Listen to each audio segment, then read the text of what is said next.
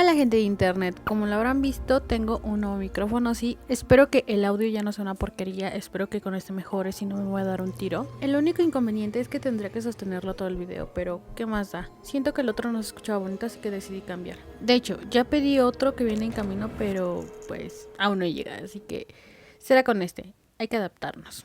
Bueno, como lo había mencionado en mi video de hace un año, ¿hace un año? ¿Cómo pasa el tiempo? Pasa muy rápido. Pero tenía planeado reseñar un dorama de los cuales me causó demasiado miedo, incluso al grado de no poder dormir en las noches. En mi caso, lo que me da más miedo es el horror cotidiano. Y creo que recordarán un poco el tipo de terror que me da miedo, que es el terror cotidiano, que básicamente se utiliza en algunas partes de este dorama porque una vez analizándolo bien y investigando más sobre él, me di cuenta de que lo que más usan es el psicoterror, no tanto el horror cotidiano, pero yo lo vinculé con este terror cotidiano porque, digo, es más fácil encontrarte a un asesino en serie, un asesino múltiple o cualquier tipo de asesino en cualquier lado. Es más fácil topárselo que toparse a un fantasma o toparse a todos estos personajes de la ciencia ficción, así que para mí es terror cotidiano, así que soporten.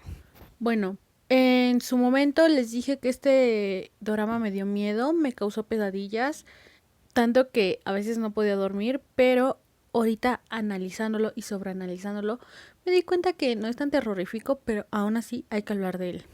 La verdad tenía intención de hablar de él el año pasado para el especial de terror, pero la verdad nunca me da tiempo.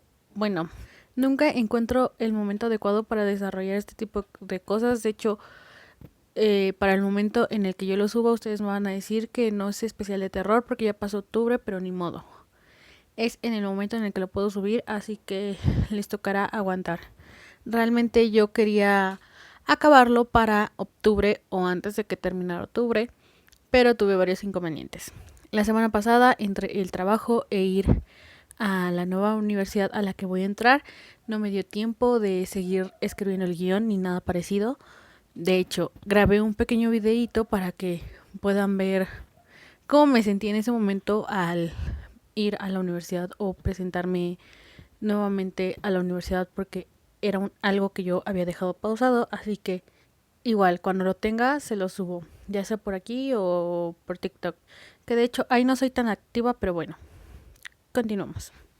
Y justo antes de esa semana, bueno, antes de la semana pasada, hace 2 semanas, estaba fallando demasiado mi internet, así que no tenía manera de editar mi guión porque obviamente yo los edito en Canva, entonces a fuerzas necesitas internet. Entonces sí, mi técnico se tardó mucho en llegar. Y ustedes dirán, sí, muchos pretextos, pero tocará subirlo en el momento que esté listo y si gustan verlo, lo verán. Aunque no sé por qué digo esto, si ustedes ya estarían viéndolos y... Ay, no sé. Continuamos. Y al igual que el año pasado, solo me va a dar tiempo de hablar sobre un dorama o audiovisual de terror en este especial de terror, que dijimos que ya no es especial, pero bueno. Suspenso drama terror psicológico del 2019 con 10 episodios, dirigida por Lee Chang-hee y guionizada por Jun Ji-do y protagonizada por toda esta gente de acá, especialmente la vi por Lee Dong-wook. Y de hecho sale Lee Dong-wook, tiene una de sus mejores actuaciones, tanto al grado de que ahora que lo veo me da miedo. O sea, antes lo veía y me causaba suspiros y decía, qué hombre tan más guapo. Pero ya ahorita lo veo y no es como que diga, ay, esa sonrisa es encantadora. Siento que es una sonrisa diabólica porque así es su personaje en este drama. Ya porque lo he visto en estos famosísimos dramas que él protagoniza como Goblin y Touch Your Hair, que yo siempre lo voy a pensar así, la verdad. No sé si coincidamos en ideas, pero yo siento que Touch Your Hair es la continuación de Goblin. En este caso, ellos están viviendo su cuarta vida y por fin pueden estar juntos, entonces... Y no hace mucho estaba viendo también el drama de Bad and Crazy, que él lo protagoniza junto a su hermano, que la verdad no he terminado de ver, no sé, me pareció medianamente aburrido, creo que me quedé en el capítulo 4, pero si llega el momento de retomarlo lo haré, ahorita no. Strangers from Hell, basado en el famoso webtoon de Kim Jong-ki, Es la historia de las experiencias de un joven de campo después de mudarse a un lugar sospechoso en Seúl. Allí entra en conflicto con los habitantes que residen ahí. Dato curioso. Kim Jong-ki, creador del webtoon original en el que se basa el drama, creó personalmente una ilustración del mismo póster. El drama es un thriller de un misterio sobre un aspirante novelista llamado Jung Jong-woo, quien se muda a Seúl para perseguir sus sueños, pero es empujado a un infierno inesperado debido a los extraños residentes de su dormitorio. Jung Jong-woo llega a Seúl desde el campo y se aloja en un pequeño y barato hostal con cocina y baños compartidos. Empieza a sospechar de los otros residentes, que son gente bastante extraña. Pero comencemos a desarrollar la historia. Desde el primer vistazo nos muestran el final o el comienzo del final para comenzar a desarrollar esta historia. Todo lo que lleva a que estas cosas ocurran, en este caso esta es una historia circular y hace rato que venimos hablando de este tipo de narrativa, pero en este video no nos vamos a enfocar en explicarlo, lo dejaremos para un video futuro. Bueno, en algún momento Jong-woo menciona que después de lo sucedido escribe un relato de lo que se vivió en esta pensión o su experiencia. Nos muestran a Jong-woo siendo atacado por varias personas de la pensión. De ahí para pasar a contar cómo es que llegó a vivir en el Edén o, en este caso, en el infierno. La serie Stranger from Hell se compone de 10 episodios cada uno de entre 58 y 65 minutos cada uno. Episodio 1. Eden Studio, Pensión Eden. Un joven ingenuo que quiere ser escritor decide ir a la gran ciudad de Seúl para iniciar una nueva vida. La mala suerte persigue a Jong-woo en su primer día en la gran ciudad. Encuentra un lugar barato para vivir, pero es tan cochambroso que su idea será quedarse por poco tiempo.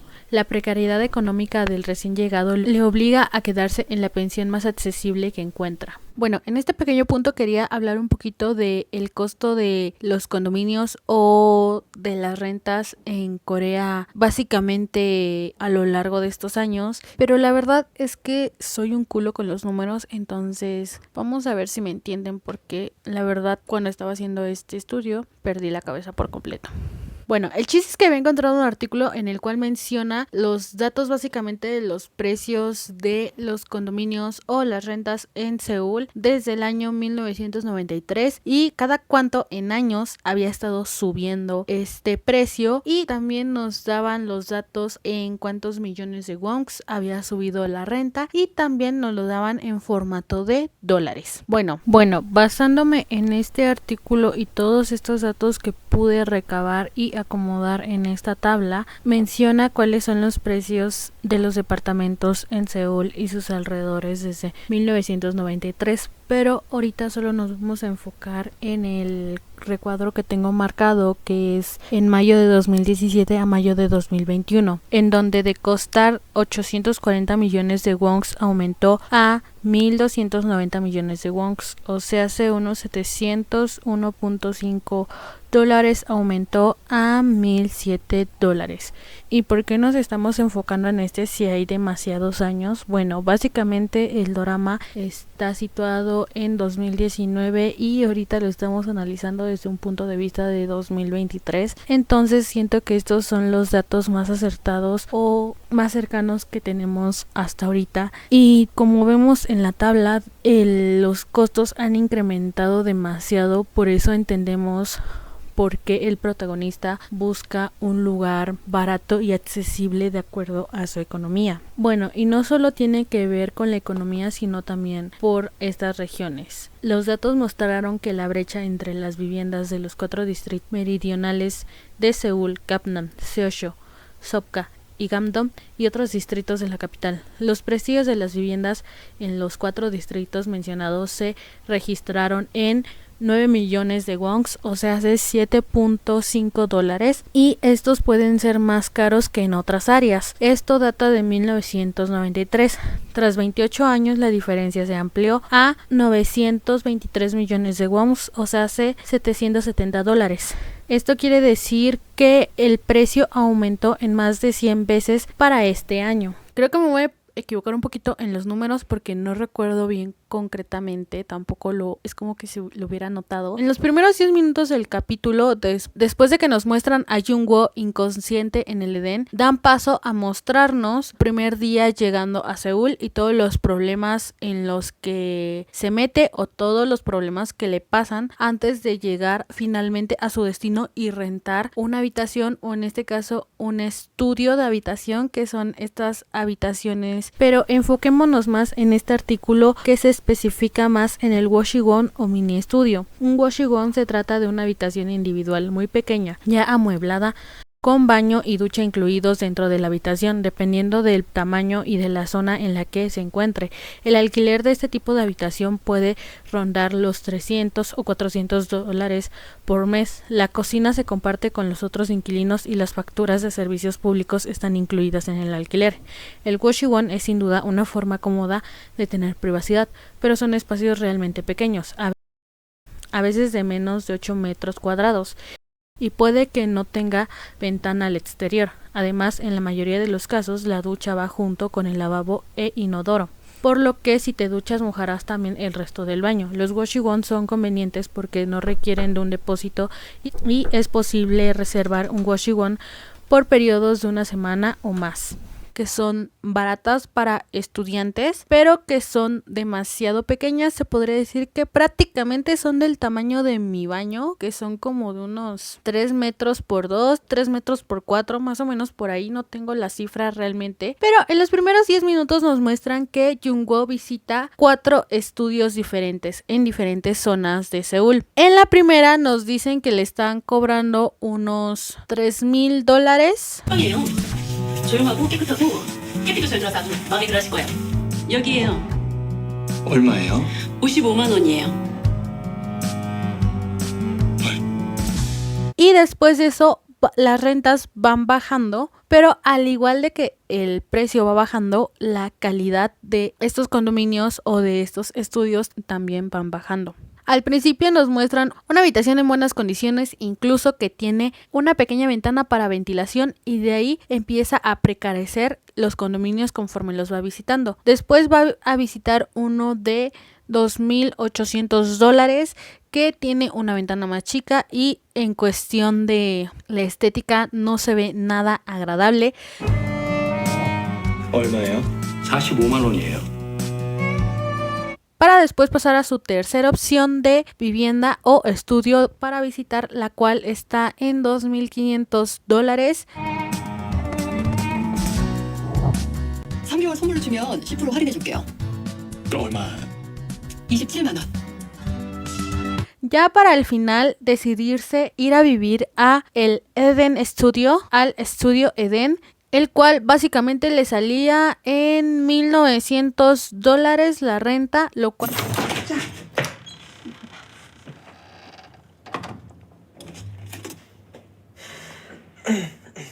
era lo más barato y accesible a lo que él podría llegar. Es un poquito entendible porque llega a vivir a este lugar, y también porque no estaba económicamente bien como para poder rentar algo más caro, porque las consecuencias de que él se vaya a vivir a este Edén podríamos culparlo por todo, pero es que él no estaba económicamente bien como para evitar este tipo de situaciones. Pero aquí también vamos a hablar un poco de los condominios a bajo costo, o en este caso los condominios o propiedades estigmatizadas. Son todas aquellas que han sido producto de un acontecimiento que ha ocurrido en ella o cerca de ella y ha adquirido una reputación negativa o indeseable, con la capacidad de generar un conflicto legal. Pero bueno, buscando en varios artículos encontré ese de Randall Bell. Chequemos lo que dice Randall Bell, quien se dedica a trazar lo que él mismo denomina propiedades estigmatizadas. Se trata de lugares en los que ha ocurrido crímenes violentos o eventos trágicos, como atentados terroristas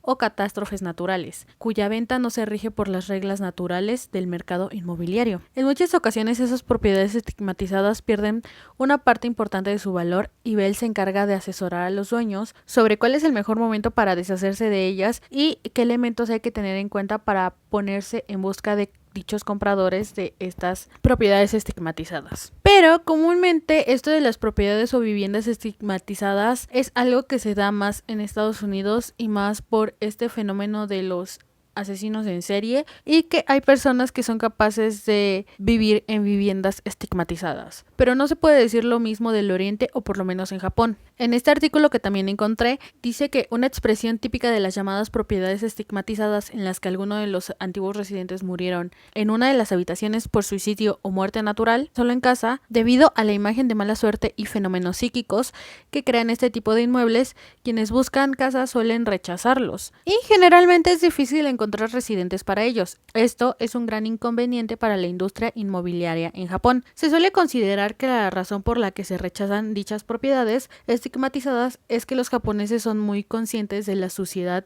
e impureza que hay respecto a la muerte, y más a las autodesvivisiones. Y la verdad me puse a buscar demasiados artículos sobre viviendas o propiedades estigmatizadas. Comúnmente todo lo que me aparecía era sobre Estados Unidos, por eso dije que es un fenómeno que se da más en Estados Unidos. Y escasamente este fue el único artículo que encontré, en este caso de Oriente a Japón, pero me puse a buscar un poquito más a profundidad sobre qué pasaba sobre estas viviendas estigmatizadas en Corea, pero la verdad es que no pude encontrar ningún artículo, así que nos vamos a basar en un audiovisual, así que no son datos totalmente verídicos, pero dicen que los doramas son una pequeña parte de la vida de los coreanos, valga la redundancia. Y de acuerdo al artículo de las casas o propiedades estigmatizadas en Japón, no creo que sea muy diferente en Corea del Sur. Aquí se puede dar lo de los exorcismos y esto lo deduzco por el dorama Sell Your Haunted House,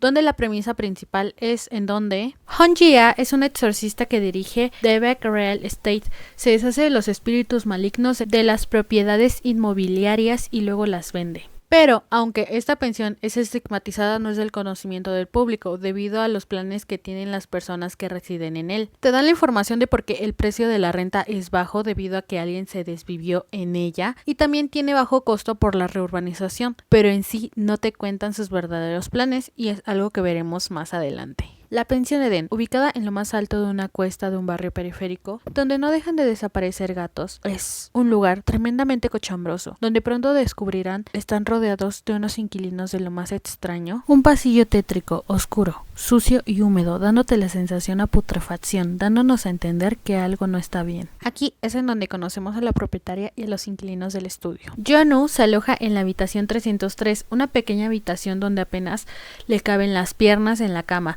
teniendo que compartir cocina, baño y duchas con el resto de los inquilinos, al asfixiante ambiente que vive en la pensión Eden. La propietaria del Goshigun Eden es una mujer de apariencia cordial y amable, pero detrás de ella esconde su verdadero ser. Prepara para sus huéspedes kimchi casero, carne cruda condimentada y huevos podridos. En la habitación 306 y 307 se alojan dos hermanos gemelos, el primero con una deficiencia psicópata y el segundo con una psicopatía aguda, que se ríen con demencia y aparecen en escena cuando menos te los esperas. En la habitación 313 se aloja un desagradable pervertido con afición por los cuchillos, que siempre se deja la puerta abierta de su habitación mientras consume pigwort.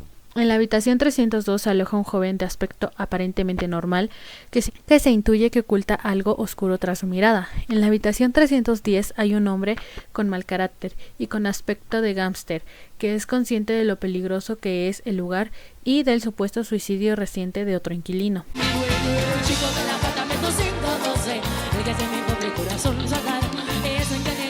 También hay un dentista de prestigio que desentona absolutamente con el resto de los inquilinos, pero que parece observar todo lo que sucede en el Edén. Se asume que es la persona más normal, pero no lo sé. ¿Se deberá por el estigma de ser una persona decente con trabajo? En Seúl vive su novia que trabaja en una empresa de eventos que la mantiene ocupada todo el día, y también vive su mejor amigo de infancia que le ha ofrecido un puesto de trabajo en una empresa de su propiedad. Se le une un ambiente laboral poco propicio con un encargado bastante peculiar que le hace la vida imposible, y su amigo, que a su vez es su jefe, que parece querer restregarle su miserable posición económica y arrebatarle a su novia, que tampoco parece prestarle suficiente atención. El mal olor en las calles por la muerte de demasiados gatos, lo cual es sospechoso porque te daría indicios de que hay un posible asesino en serie. Y solo una oficial le presta atención a este y va a ser quien se va a involucrar más. Esto incluye con los residentes del Edén. Vigila a los gemelos y al comenzar la investigación se da cuenta de sus indicios de psicopatía de estos y cómo ellos están vinculados con la casera del Edén. Episodio 2. Human Nature. Naturaleza humana. Yeon-woo recibe atención no deseada del resto de los inquilinos, pero ninguna de su supervisor en el trabajo. Mientras tanto, aparecen gatos muertos cerca de la pensión Edén. La oficial decide investigar por su cuenta y todo esto la lleva al Edén y a uno de los sospechosos, quien fue el que desvivió al gato, así comenzando a notar las cosas extrañas que rodean al Edén. Hay una pelea con el matón y después de este conflicto es acorralado por uno de los gemelos y lo secuestran para torturar y de manera inesperada desaparece. Un detective comienza a buscarlo por la última llamada que le realizó, aunque la casera iba a reportarlo como desaparecido por escapar sin pagar, supuestamente. Ante no tener respuesta concreta de su paradero, pregunta sobre él a Yeon-woo si no sabe nada y que lo contacte si obtiene cualquier información. Ante el acercamiento de este detective al Edén, este grupo decide desvivirlo, pero se exponen a una investigación más grande por la desvivisión de una autoridad que pertenece al cuerpo policial. Seo Moon-jo, que es un hombre con una doble vida, es un carismático dentista en su propia clínica y psicópata detrás de las paredes del estudio Edén. Y ya, al mostrarnos al líder, también nos muestran que él es el que ha estado espiando a Yeon-woo. Piensa que asesinar es como hacer arte y no le importa deshacerse de quienes se interpongan, y se encuentra buscando a su próxima víctima para realizar su obra maestra. Quiere que Yeon-woo se vuelva el reemplazo del anterior asesino. Episodio 3. A Secret Whisper. Un susurro secreto. En la azotea del edificio, Yeon-woo conoce a Seo Moon-jo, a quien parece gustarle. Tiene un interés mutuo en el crimen y el arte, solo porque él le cuenta de la premisa de su libro. Sería escribir sobre asesinos, pero sería una historia muy parecida a la que se vive en el Edén sin saberlo. Lo más curioso es la forma en la que se refiere a él. Le habla de una forma muy cariñosa, pero a su vez se siente cercano a él. Y esta frase muy closetera, por así decirlo, no es por nada, pero esto se siente muy homoerótico. Todos los del Edén son un mismo cuerpo criminal, entre ellos se deshacen de los cadáveres, juegan con el cuerpo de sus víctimas, realizan todo juntos, pero bajo la supervisión de su líder, el cual se encarga de hacer arte con sus víctimas, ayudándose un poco de su profesión. Hace unas extrañas artesanías con sus conocimientos de dentista, que en realidad me parecieron muy creepy, pero buscando en Pinterest esto es demasiado normal, obviamente para los estudiantes de odontología, porque ¿quién no querría tener algunos accesorios o algunas cositas referente a lo que están estudiando o acorde a su carrera? Pero la verdad a mí es que me dan mucho miedo. No tengo ganas de tener ni un brazalete, ni un anillo, ni nada parecido así, y menos después de ver este drama. Episodio 4. Mental Derangement. Trastorno mental. Algo sobre Moon-jo y la carne misteriosa permanece de forma incómoda en la mente de Yeon-woo, haciendo que sus pesadillas empeoren. Las mentiras de Un-bok-sun salen a la luz. La oficial sigue rondando el Edén para obtener pistas sobre sus casos y es Yeon-woo quien le termina proporcionando alguna información de cosas que no cuadran. Yeon-woo se siente vigilado, en este caso incluso acosado, ya que entran a su habitación sin su permiso y mientras pasa el tiempo va cambiando su mentalidad. Un empleo en donde es explotado, mal pagado, se muda a un lugar de acuerdo a su posición económica, tiene problemas con la novia. Cuanto más tiempo pasa el protagonista entre los inquilinos del estudio, más carece su paranoia, se siente seguido y piensa que entran a su habitación cuando él no está. Busca apoyo en las personas en las que se supone podía confiar, como su novia y amigo, pero ellos terminarán por mostrarse egoístas y poco empáticos con su situación, ignorándolo con la excusa de que está siendo muy sensible y exagerando todo. Piensan que todo se debe a que le está costando adaptarse a la ciudad.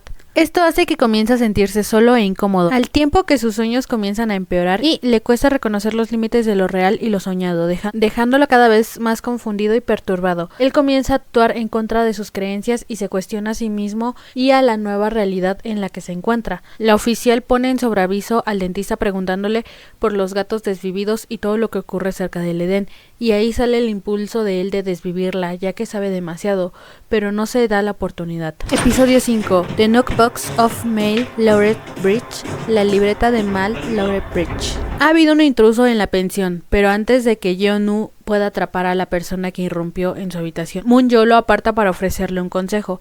Comienza a tener paranoias y ve al dentista por todos lados y se siente vigilado por todos. Comienzan a espiarlo y atormentarlo, espantándolo y sugestionándolo para volverlo uno de los suyos, dándole una tensión psicológica debido a las drogas. La oficial se cuela en el cuarto piso para investigar. La policía entra al Edén y comienza a resolver este caso. Episodio 6. Lost.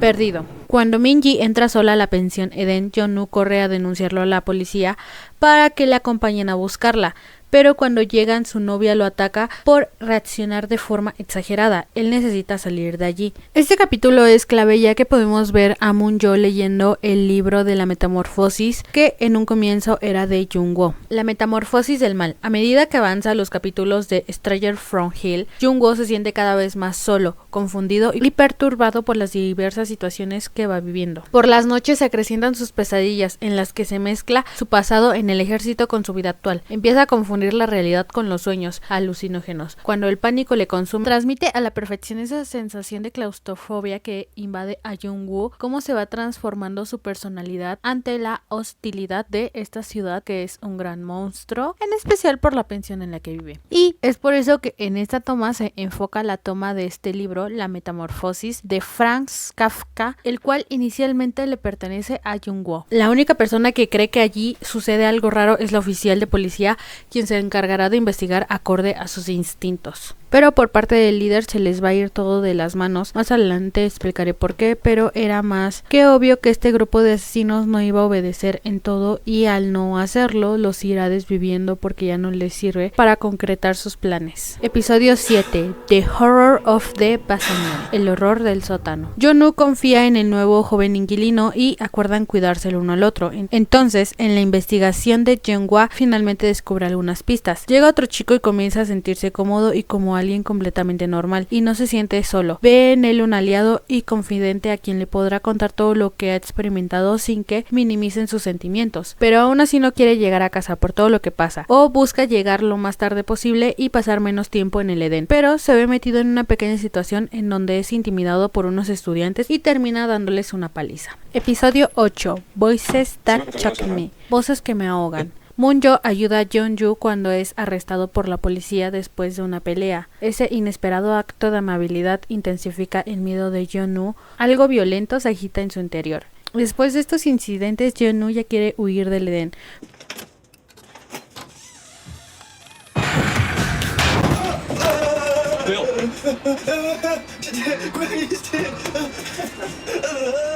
형 이거 그냥 형 옷인데요? ¡Ay, no! ¡Ay, no! ¡Qué horror!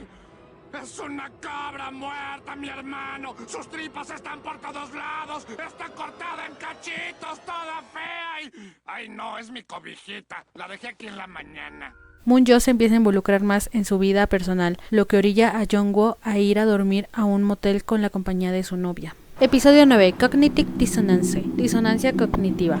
Ya no me voy a enfocar en todas las desvivisiones que realiza Moon-jo porque ya no hay un tiempo de espera para desvivir y están desviviendo porque sí. Sospechando que el mensaje de Kang Seok-hyun es un grito de ayuda, Yeon-woo regresa a la pensión Eden para ayudarlo a salir, pero Seok-jun admite nerviosamente que fue una broma y lo deja allí. Todo esto porque usan al chico en quien confió en primera instancia para que regrese al Eden y puedan continuar con sus planes, pero al no funcionar esto de última instancia, lo desviven, así teniendo que usar otro señuelo. A su vez, al investigar por su cuenta, la oficial trata de seguirle la pista del último paradero del detective desaparecido. Logra que sus superiores logren darse cuenta de lo que se enfrentan, que también se comenzarán a investigar las desviaciones que no fueron encubiertas, pero no van al Edén por falta de pruebas. Episodio 10. Gaslighting. Luz de gas. Moon-jo desafía a Juno a cometer su primer desvivisión a cambio de volver a ver a Jin-eun viva. Cuando Jong-woo se niega, su vecino sediento de sangre no queda satisfecho. Jong-woo decide ir al Edén a salvar a su novia, pero lleva a un amigo para que le sea de ayuda. Pero esto no va a ser así porque desviven a su amigo a la primera oportunidad. Así que Jong-woo se va a tener que rifar la pelea con el líder y con todos estos asesinos para salvar a su novia, pero no les da batalla y termina algo moribundo. A su vez, la oficial irá sola a ver qué es lo que está sucediendo en el Edén, ya que sus superiores no quieren creer en su investigación, aparte de que va a rescatar a Jung-woo, pero termina secuestrada por el resto.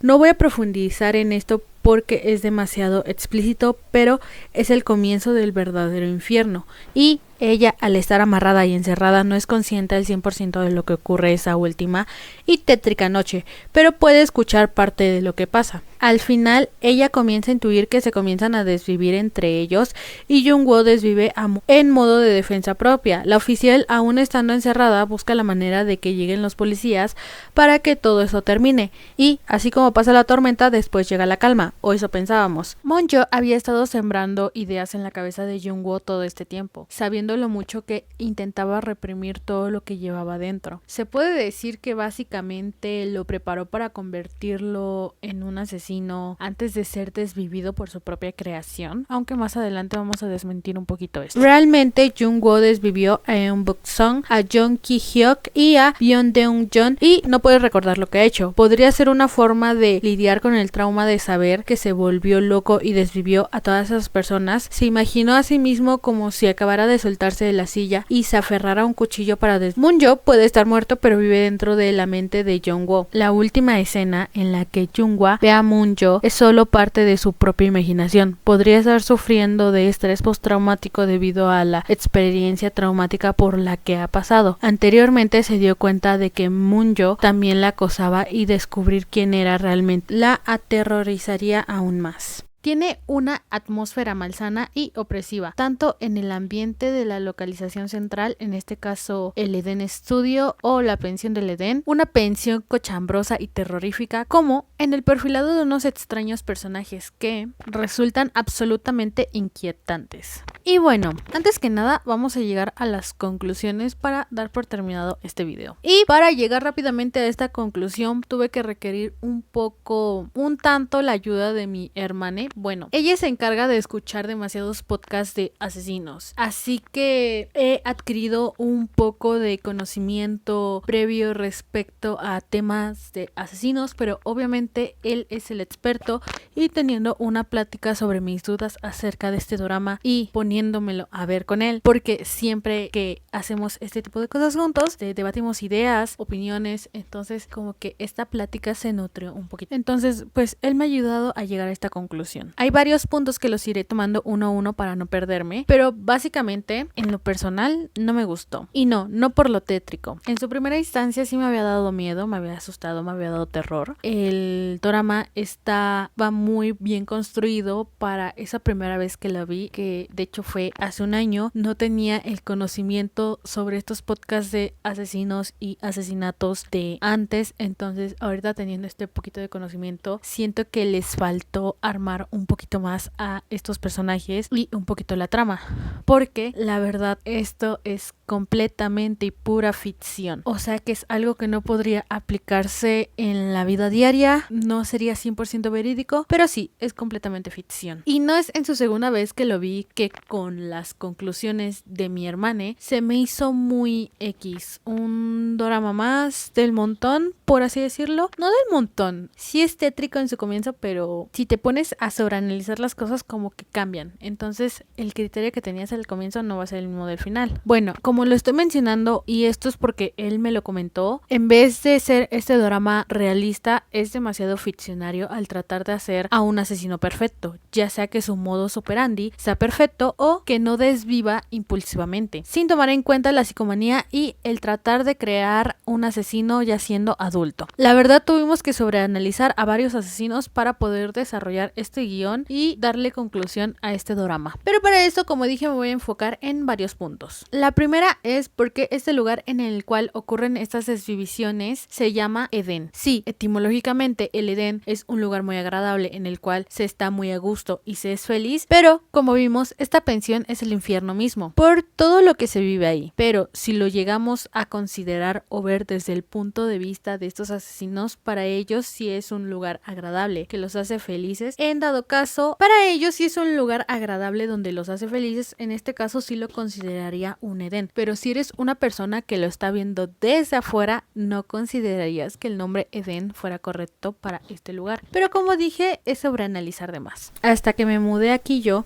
creía que el mundo donde vivía era lo peor, pero me equivoqué. En realidad lo era este lugar, un terrible infierno hecho por extraños. 2. Lo que ya mencionaba, demasiado ficticio, demasiado fantasioso, porque se interpretan a los asesinos como seres perfectos cuando ellos actúan por impulso. Son raros los asesinos que son súper organizados, entonces cuando hay noción de ellos es porque todo ocurrió por mera suerte o accidente por esta imprudencia que ellos llegan a tener. En tercer lugar tenemos el origen de la psicopatía. Este se debe de dar a edad temprana para que se cree este asesino, y esto se deberá a diversos factores como abuso o abandono a temprana edad o aspectos más biológicos. Un ejemplo de ello se ve claramente en los gemelos, que ya tenían una psicomanía, ya sea que fueran piromaníacos o que desvivieran ranas, y es la casera quien los ayuda a desarrollar esta psicopatía. El canibalismo y drogar al protagonista como manera de control. Más que nada es un crimen por insanidad de comida, y esta es una forma más de psicopatía para tener control sobre él. Aparte de que también se puede mostrar como un método de tortura. En este caso, darle de comer carne humana, el uso de drogas. Aparte de que es un método de tortura el darle de comer carne humana, el uso de drogas para activar su lado psicomaníaco también es una forma más de tener control sobre él. Asesinos en grupo o psicópatas en grupo donde hay un líder, que en este caso todo tiene que ser como él quiere, en este caso que dejen vivo a su amorcito, o en este caso el protagonista Jong-woo, y al no haber igualdad de ideas se terminarán desviviendo en grupo. Esta temática se da más porque la mayoría se siente como familia, o sea que la mayoría de ellos ya eran lo demasiadamente cercanos y se conocían demasiados como para ser asesinos en grupo, porque de no ser así no sería posible, más que en un culto, como ya me lo explicó mi hermano, pero este no es el caso, así que no le vamos a dar tantas explicaciones. Esa temática se da más porque la mayoría se siente como familia, pero ellos no dudarían en traicionarse el uno al otro de última instancia y terminarse desviviendo entre ellos. Ya no hay un tiempo de espera para desvivir y solo están desviviendo, que es algo que ya no pueden controlar, y esto es demasiado realista, la verdad. El tiempo de desvivisiones en un asesino real va disminuyendo. Es como la explicación de Phineas y Ferb, no me acuerdo el capítulo, de la servilleta. Puedes partir una servilleta a la mitad y vas partiendo la mitad de esa mitad y entonces va quedando cada vez más corta. Así sería en el caso de los asesinos. También de lo que me di cuenta, y que esto sí es súper realista, es que hay un patrón en estas desvivisiones, ya sea desvivir por dinero, desvivir en un mismo lugar o desvivir de una misma forma. En este caso, uno de los gemelos es el que se encarga de desvivir gato, que es como su patrón a seguir. El dentista se encarga de desvivir con jeringas y obtener partes de ellos para realizar artesanías, que dije que es de lo más creepy. Y la casera, que su modo de desvivir es desvivir a todas aquellas personas que están aseguradas, y al momento de ser desvividos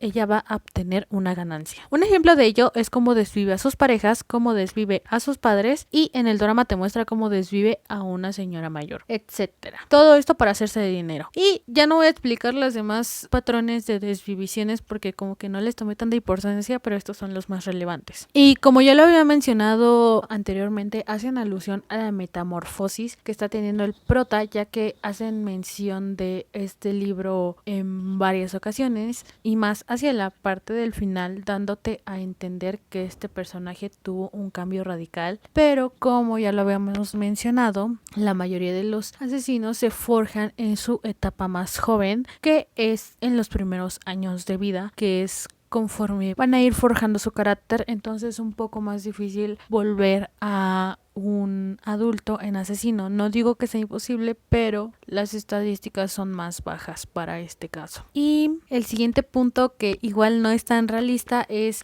la mayoría de los asesinos serianos no comienzan matando personas, lo cual es lo que hace nuestro protagonista Jong-woo, y lo más curioso es que lo hace en serie, que también no es tan factible porque la mayoría de los asesinos seriales comienzan torturando animales y es muy raro los que comienzan por accidente. Son contados los casos donde el asesinato no es predeterminado y la verdad es muy probable que en la vida real Jong-woo no se hubiera vuelto asesino. Más bien sería una persona con mucho estrés postraumático por todo esto que está viviendo y algunos trastornos mentales y problemas psicológicos, pero no asesino.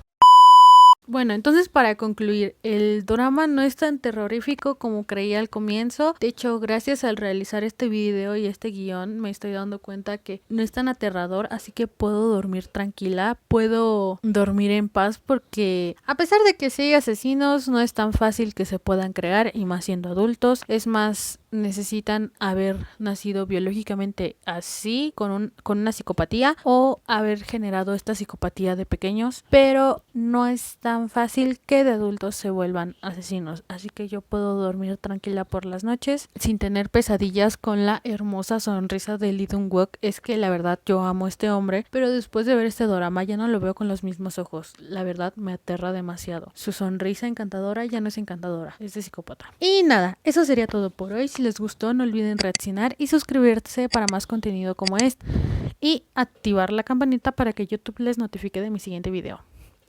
Adiós. Psycho Killer. Pa pa pa pa pa pa pa pa pa pararam.